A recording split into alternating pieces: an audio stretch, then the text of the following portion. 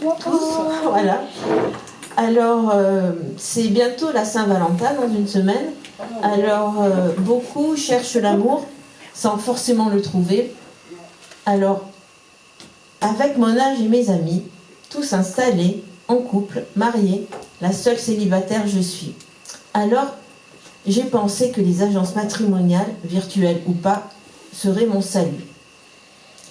Dès qu'on y pénètre, ils nous abreuvent de belles paroles, ils nous encensent de leur parfum d'amour et puis de séduction. C'est sûr, la première offrande, ce sera moi, la belle Carole.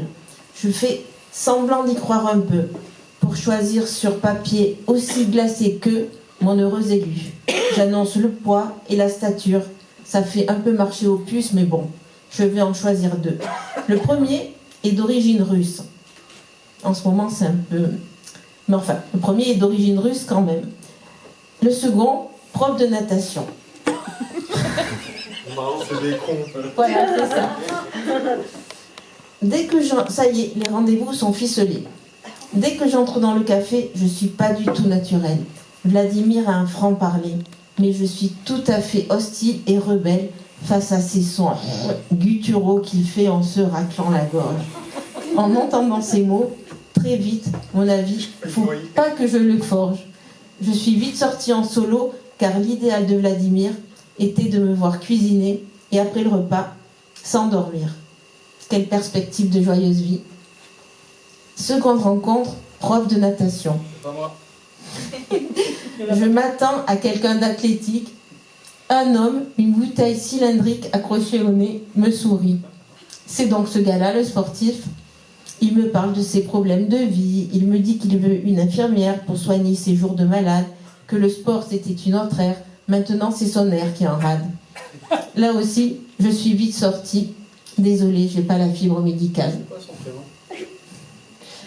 Avec mon âge et mes amis, tous en couple, mariés, la seule célibataire je suis, et célibataire, je resterai pour mieux profiter de la vie.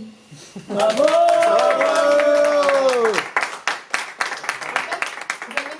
C'est bien d'avoir d'autres te connaître, donc Oui, c'est non, pas mais ça s'appellerait pas Hervé, le manager en question. Je sais pas. Et alors, il y a parfois dans la vie, sans agence matrimoniale, il peut se passer, on peut avoir de belles surprises. Alors je t'ai rencontré un matin, sur le bord du chemin, tu ne savais pas où aller, tu ne faisais qu'errer. Tu ne savais pas quoi faire, tu ne savais pas quoi vivre, tu ne savais pas de quoi vivre. Tu m'as regardé sans savoir pourquoi. Parce que j'étais là, parce que je te parlais, parce que déjà je t'aimais. Je t'aimais. Alors, dans un sourire chantant, tu as pris ta guitare et puis tu as joué longtemps, longtemps, longtemps. Seulement, tu as cessé de me regarder et tu as cessé de sourire. Excusez-moi, mais je vois des choses qui me font rire. Putain, tu fais de la guitare, toi? Non. Pardon, je continue. Seulement, tu as cessé de sourire et tu as cessé de me regarder.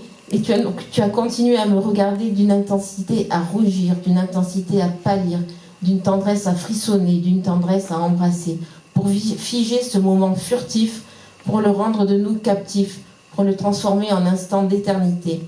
Depuis, tu partages ma vie, tu as transformé mon passé, mon présent, tu l'as enchanté et notre avenir reste à construire. Tu as mis des étoiles sur mon ciel, éclatantes comme du vermeil. Tu as mis des couleurs sur mes jours, belles comme des aquarelles, et tu as mis sur mes nuits de l'amour.